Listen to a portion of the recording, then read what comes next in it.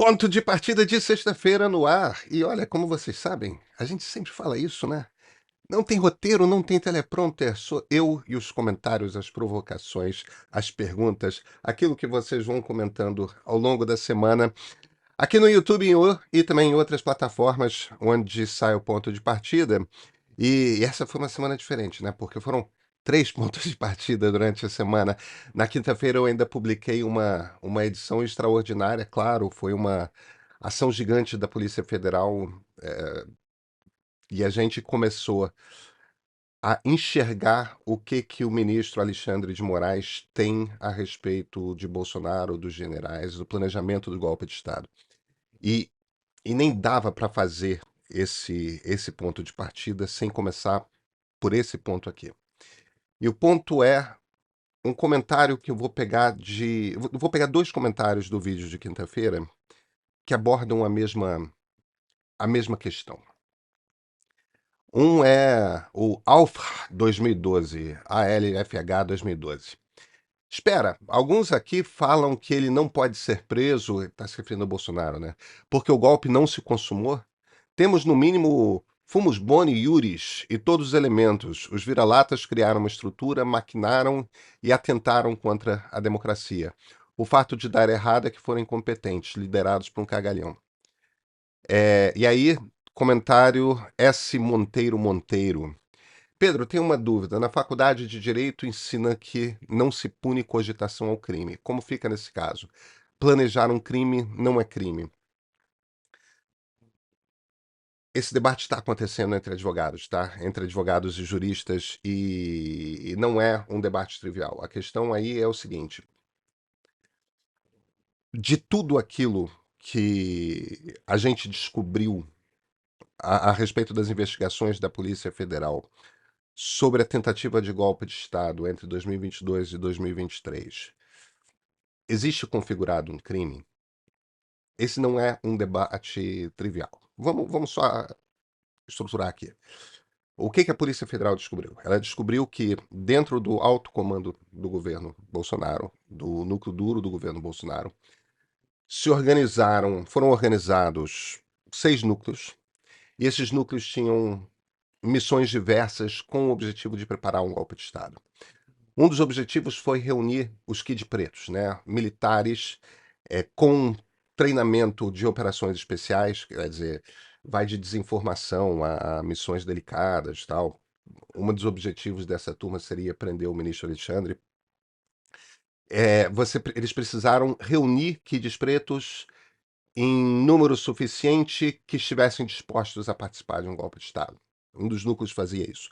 Outro núcleo era um núcleo jurídico e o objetivo era preparar a papelada, né, o que seria o equivalente a um ato institucional de número 1 em 1964, né? Um decreto jurídico que torna extinto o regime da Constituição de 1988. É uma coisa que dá uma cara legal, mas você precisa de um documento com um linguajar jurídico para dar um golpe de Estado. Até um golpe de Estado tem que formar uma nova estrutura legal para a sociedade. Você não foge muito disso. Aí você tem outras questões aí. Eles organizaram um dos núcleos, tinha, por exemplo, o objetivo de espionar campanhas adversárias e ministros do Supremo. A gente sabe que houve, de fato, espionagem do ministro Alexandre de Moraes, acompanhando onde ele estava, com quem estava, etc, etc, etc. Enfim, trabalhou-se para se fazer esse golpe de Estado. A questão que o Monteiro traz e que o Alf parece não compreender é o seguinte: o que diz a lei de preservação da democracia, né? Que pune como crime atos contra o Estado Democrático de Direito? No artigo 359-L, que uma lei precisa definir o que um crime é, né? E o texto é: tentar, com emprego de violência ou grave ameaça, abolir o Estado democrático de direito, impedindo ou restringindo o exercício dos poderes constitucionais. Quer dizer, vamos tentar dissecar essa frase aqui. Houve emprego de violência ou grave ameaça? A gente pode dizer que sim, afinal de contas, quando você bota um ex-comandante do Exército, né, 4 generais 4 estrelas, generais de Exército, né, um deles membro, ainda nativo e membro do alto comando, o outro ex-comandante do Exército, o comandante da Marinha. É, quando você concentra tantos nomes daquela arma que tem poder sobre as armas mais letais de um país, você pode dizer claramente que existe uma grave ameaça. Por isso que, em geral, golpes costumam ser militares. Porque militares têm as armas que ninguém mais tem, né? Eles têm um tipo de poder de força que nenhuma outra estrutura do Estado tem. Então, eles representam grave ameaça. A questão é o seguinte: o que quer dizer esse verbo tentar? Tentar, com emprego de violência ou grave ameaça, abolir o Estado democrático de direito. Esse tentar é passar do planejamento para, de fato, agir e, ó, vamos tentar agora prender o Alexandre de Moraes. Ou, ou a gente pode dar um passo antes. A partir do momento que eles estão já reunindo militares com treinamento de operações especiais, a partir do momento que eles já escreveram um ato institucional número 1 e já passou por jurista, o presidente já deu opinião, tudo mais, quer dizer, você já fez um ato institucional de número 1. Você de fato espionou o ministro Alexandre de Moraes e acompanhou, quer dizer, você usou de fato diversas estruturas do Estado, você mobilizou o comandante de uma das três armas, o comandante de uma das três armas participou ativamente disso, um general de exército, membro do alto comando do exército brasileiro, participou ativamente disso, um ex-comandante do exército participou ativamente disso. Será que isso já configura o tentar? Esse é o dilema jurídico. E aí você vai conseguir advogados e juízes que vão para um lado e que vão para o outro. Uns vão dizer, não, isso aqui é planejamento. Eles se organizaram para cometer um crime, mas eles não cometeram um crime. Outro grupo vai se virar e falar, não, não, não, não, isso aqui nitidamente já é o início do cometimento do crime. Porque as pessoas foram organizadas, porque a espionagem aconteceu, porque um documento legal foi pronto, eles estavam prontos para dar o golpe de Estado e poderiam ter dado. Eles trabalharam ativamente, eles tentaram. Não é uma resposta simples, tá? Do ponto de vista jurídico, o debate está posto na mesa e esse debate levanta duas questões. As duas questões são as seguintes. E são questões, por assim dizer, filosóficas. A gente quer forçar a barra das leis para o uso do bem, entendeu? Porque é um absurdo, esses caras tentaram dar um golpe de Estado. Boa parte da crise na qual a gente se meteu de 2013 para cá está diretamente relacionada ao fato de que a gente vem forçando a barra em relação às leis. Então, se você é uma pessoa que olha aquele tentar e diz, olha, eles não tentaram, eles não deram o passo de dar o golpe. Aí você talvez se vire do ponto de vista jurídico e falou, não, a gente tem que ler, na dúvida pro réu, a gente tem que ler de forma mais conservadora esse texto e não dá para defender a democracia ignorando a legislação, ignorando o que a lei diz. A gente devia ter uma lei melhor redigida, uma lei que previsse mais do que ela de fato prevê? Talvez devêssemos. Agora, eu proporia um debate em paralelo, que é o seguinte: é um debate histórico. Eu sou alguém que leio a história como algo que acontece em ciclos. Existem fenômenos que se repetem na história de países. Isso não é por nenhuma razão mística, não são os raios, não é uma questão de cultura. A gente aprende determinados truques, a gente aprende determinadas saídas. E quando há determinadas coisas que acontecem de um determinado jeito, a gente tende a lançar mão daquela maneira de encarar o problema com a qual estamos habituados. Um dos ciclos que se repetem de 30 em 30, 40 em 40 anos na história do Brasil é que desde 1889 você tem a participação de militares de altíssima patente na tentativa de golpes de Estado. Alguns golpes se concretizam, outros golpes não se concretizam. Mesmo golpes que não se concretizam, como a Revolta dos Tenentes de 1922, o golpe não foi completado, o Epitácio Pessoa terminou seu mandato presidencial. Os caras bombardearam metade do Rio de Janeiro, entendeu? Derrubaram prédios, imagina, o forte de Copacabana atirando contra o Rio de Janeiro. Era uma coisa bizarra. Você teve vários outros episódios desse tipo. A gente tem uma cultura de tolerar que militares de altíssima patente trabalhem com a ideia de que lhes é permitido tentar dar golpes de Estado. Nem todos dão certo. Em geral, quando eles dão errado, esses militares são anistiados. Alguma coisa acontece e a gente bota panos quentes. Eles sempre são anistiados. E o resultado é que a cultura continua acontecendo. Então, o que está claro, o que está claríssimo, é que um golpe de Estado foi estudado, um golpe de Estado foi planejado e ações foram tomadas para que esse golpe fosse efetivado. Em algum momento, alguma geração vai ter que assumir a responsabilidade de montar. Eu acho muito mais importante punir os generais do que punir o Bolsonaro. Muito mais. Eu sei que para algumas pessoas a coisa até o fato de Bolsonaro ser uma pessoa extremamente desagradável, tudo mais. Para algumas pessoas, sabe, é ele que é o bandido, ele que tem que ser preso, tudo mais. Eu penso na coisa em termos de nós temos um bug cultural na nossa cultura política, que é essa participação continuada de militares de alta patente, de generais, que acham que de vez em quando eles podem tomar o direito de decidir quem vai presidir o Brasil e tentar golpes de Estado. Em algum momento, alguma geração vai ter que assumir a responsabilidade de dizer: não, isso é muito grave, isso tem de ser punido e isso não pode se repetir. O dia que isso acontecer, a coisa vai ser lançada para o futuro com duas informações novas, que até hoje nenhuma geração jogou. Tipo, com uma garrafa que a gente joga na água para ser pego ali no futuro. Uma informação é para os militares: ó, quem fez isso já pegou 10 anos, 15 anos de cadeia. Essa é uma informação.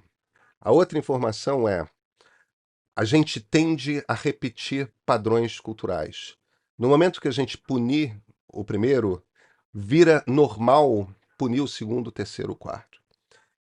Enquanto a ação da organização golpista militar não for punida de alguma forma, a gente vai ver esse padrão se repetindo. A gente tem que aprender essa lição da história. Isso é um afirmar, então, dane-se a lei, dane-se a lei, vamos improvisar? Não. Não é isso que eu estou dizendo. O que eu estou dizendo é: a gente precisa. A gente não pode ignorar o fato de que existem os dois debates acontecendo simultaneamente. Existe um debate que é jurídico. E a lei é a lei, e eu não sou jurista, eu não sou advogado, não é minha formação não é direito. O que eu estou vendo é que tem. Eu conversei com juízes, ministros, advogados, e ouvi gente de um lado e de outro,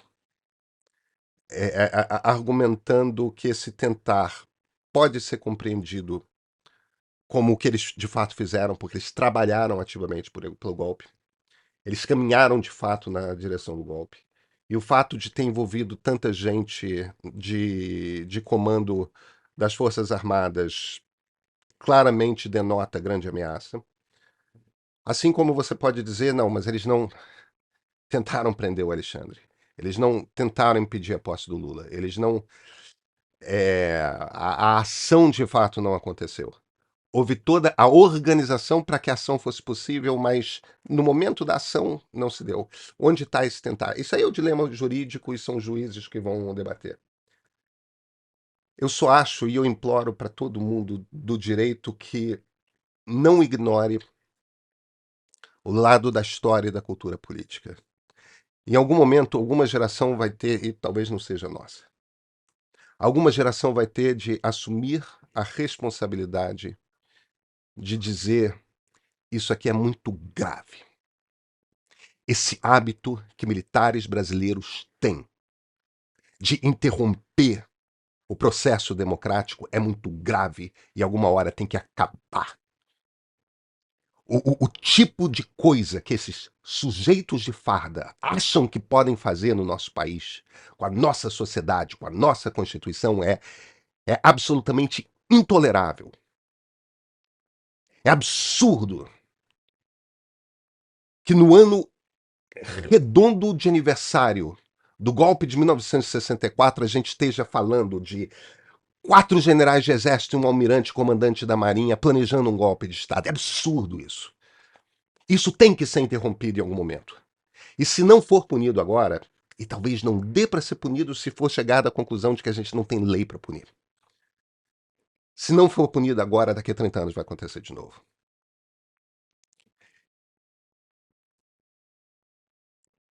Não podemos ignorar a história. A gente precisa construir um país melhor.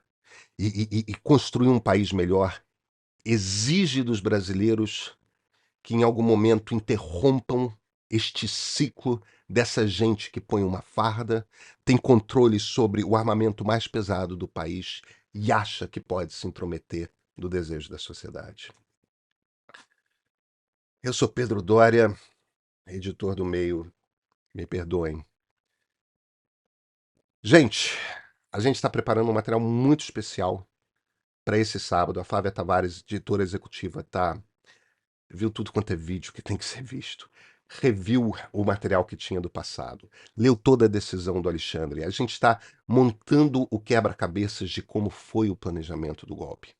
E a gente vai explicar isso de forma clara, num texto limpo, agradável de ler. Amanhã, você quer entender o que foi planejado, como é que foi cada passo?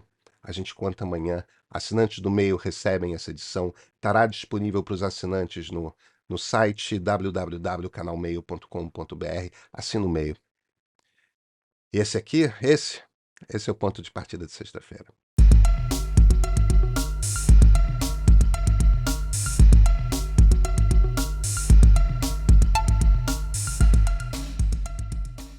Eu queria hoje responder a mais 2 comentários sobre um mesmo assunto do meu vídeo de segunda-feira.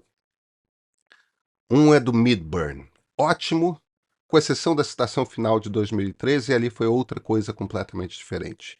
E aí vem a Súcia Rosa. Sei que não dá para interpretar de maneira dicotômica, mas depreendi que o Pedro encara, entre aspas, o gigante acordou de 2013 de maneira positiva. Na minha visão não foi. Desculpem não desenvolver, postar e sair correndo, mas seria um comentário sem fim. A gente precisa falar sobre 2013. A gente vai precisar continuar falando sobre 2013. A primeira coisa a respeito de 2013 é o seguinte: não existe um consenso a respeito do que aconteceu em 2013 e por que a sociedade explodiu naquele momento. Não existe um consenso sequer dentro da esquerda. Dentro da esquerda tem uma turma mais à esquerda que vê 2013 de forma muito positiva, tal, inclusive por conta dos black blocs, aquilo uma ação de esquerda raiz batalhando e tal. Existe uma turma que acha que aquilo foi de alguma forma incitado.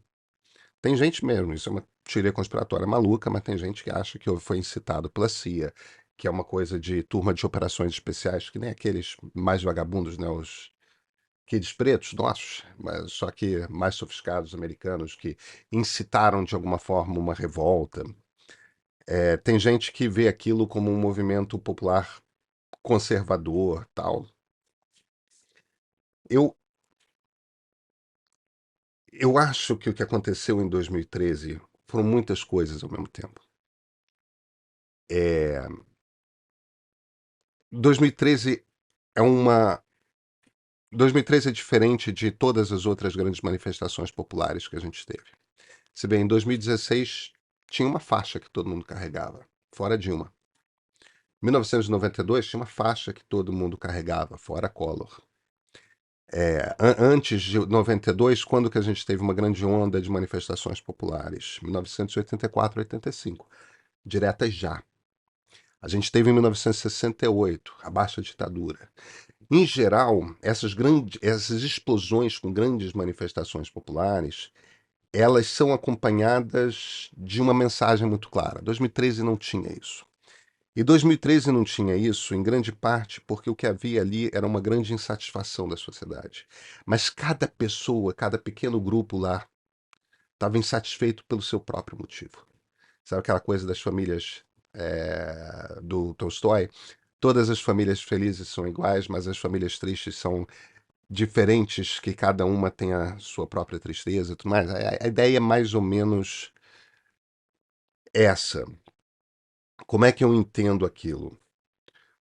Houve, a partir do Plano Real, houve dois saltos de queda de desigualdade, de aumento de renda do brasileiro durante a Nova República. O primeiro e maior foi durante o Plano Real. No momento que a inflação foi debelada, você teve um baita salto de poder aquisitivo. A inflação foi debelada, a moeda estabilizou, teve uma explosão de poder aquisitivo. E você teve uma segunda um pouco maior, tipo 8 anos depois, em meados do primeiro governo Lula. E aí é uma coisa que se estende até 2002, 2008, 2010. E aquilo traz uma quantidade imensa de brasileiros para a classe média, para um lugar em que ele tinha acesso a poder de consumo.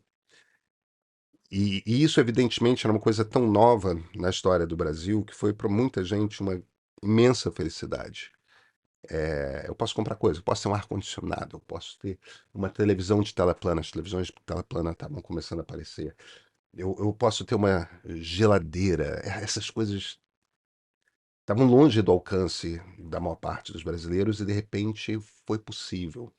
Pessoas começaram a comprar carros, mesmo carro de segunda mão. Tipo, você teve uma mudança muito relevante, que é uma das grandes conquistas da Nova República. O problema é que, e essa é a minha impressão, tem uma hora que você percebe que não é suficiente. Tem uma hora que você percebe a escola do meu filho não tem a mesma qualidade da escola do patrão. O hospital que eu pego, que eu uso, e a dificuldade que eu tenho para marcar uma consulta é muito diferente do que a vida do patrão é. Eu continuo pegando 2 ônibus ou trem, 2 horas de ônibus ou trem para ir para o trabalho, 2 horas de ônibus ou trem para voltar do trabalho, enquanto que o patrão está a 15 minutos do trabalho dele. Tem uma hora que você começa a perceber que se você ganhou acesso a poder de consumo, isso não quer dizer que a sua vida. Você não é exatamente de classe média. De certa forma, você continua vivendo uma vida de uma pessoa pobre. Você simplesmente não tem acesso aos mesmos direitos que as pessoas mais ricas têm. Então, tem um tipo de desigualdade que se mantém. E esse tipo de desigualdade está dado diretamente pelo fato de que o Estado não cumpre a sua promessa de entregar os serviços essenciais. O Estado não entrega educação de qualidade, não entrega saúde de qualidade suficiente, saúde é melhor do que educação, e praticamente não entrega segurança. Né? A política de segurança é caótica, um desastre. O ponto que eu quero fazer aqui é, em cada um o calo é diferente. Para um é o transporte, para outro é a escola do filho, para o terceiro é a questão da segurança. Mas, no conjunto, de certa forma, o que as pessoas estavam dizendo era: o Estado brasileiro não funciona, o Estado brasileiro é ruim, os serviços que o Estado brasileiro entrega são de má qualidade. Isso é uma coisa que, por melhor que a Nova República tenha melhorado, a educação melhorou muito, a saúde melhorou imensamente, é, não chegou a ficar bom. E na segurança piorou imensamente. Então, tem uma questão aí que é E eu acho que o governo Dilma não compreendeu isso. E eu acho que os tucanos que estavam com a campanha do Aécio não compreenderam isso em 2014.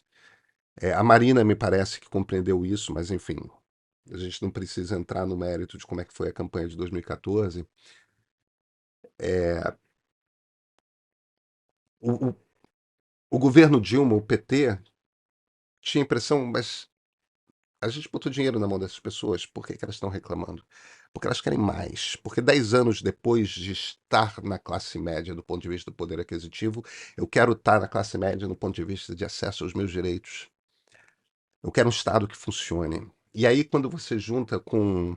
Ó, estamos entregando o estádio com padrão FIFA, estádio de futebol com padrão FIFA, vamos fazer uma Olimpíada como se fosse. Quer dizer, você está fazendo um monte de coisa dizendo que é primeiro mundo. Aquilo que me interessa mais não é de primeiro mundo. É muito ruim. Eu acho que a revolta foi essa. E nenhum dos grupos políticos deu uma resposta para isso. Quando a Lava Jato aparece, e meio que com uma mensagem simplificada, o problema é corrupção, aquela mensagem cola tanto para a classe média quanto para a classe média baixa. E as pessoas às vezes acham que não, tem a classe média direita reacionária e tem as pessoas boas. Cara, isso é tudo misturado, tá? Então, eu não tenho uma impressão positiva de 2013 ou uma impressão negativa de 2013. Eu acho que 2013 foi uma grande explosão de insatisfação. E eu acho que essa insatisfação foi dada pelo fato de que, por vários problemas conjunturais, a gente não consegue entregar um Estado capaz de oferecer serviços decentes. Isso está ligado à maneira como o executivo e o legislativo funcionam, em atribuir mal as prioridades, em definir mal quais são as prioridades, o que, que a gente tem que fazer. Enquanto que se politiza, em vez de se preocupar com qualidade de gestão.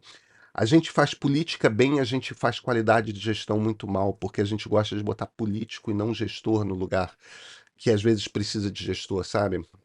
De gente que sabe tocar a empresa ou tocar o projeto, em vez de gente que sabe fazer política. E a gente. Então, a minha impressão de 2013 é que aquela bomba relógio ainda está tocando e a maneira como a política brasileira está funcionando agora só torna com que esses processos, esses vícios do Estado brasileiro, que levam a esse Estado de má qualidade, estão piores do que estavam em 2011, 2012, 2013. Então, no momento que a gente está tudo no caos, eu acho que pode voltar daqui uns 5, 10 anos, tá? Eu acho que pode voltar porque piorou. No meio da crise piorou, tá? Tudo bem. Lava Jato, baita de uma crise econômica, governo Bolsonaro, tentativa de golpe, a coisa degringolou muito. A gente tem motivos para ter piorado. Mas piorou. Gente, vamos sextar? Você conhece os cursos do meio? São cursos rápidos e práticos com professores e temas escolhidos com os mesmos critérios que usamos para escolher nossas pautas e entrevistados. Nosso intensivão de política é uma ótima maneira para você experimentar. Ele reúne os cursos de Israel e Palestina, ideologias brasileiras e o fim da nova república em um pacote com 18 aulas e 5 encontros gravados por um preço super especial. Se você é assinante premium do Meio, ganha 20% de desconto e pode assistir às 3 aulas inaugurais dos cursos gratuitamente antes de adquiri-los.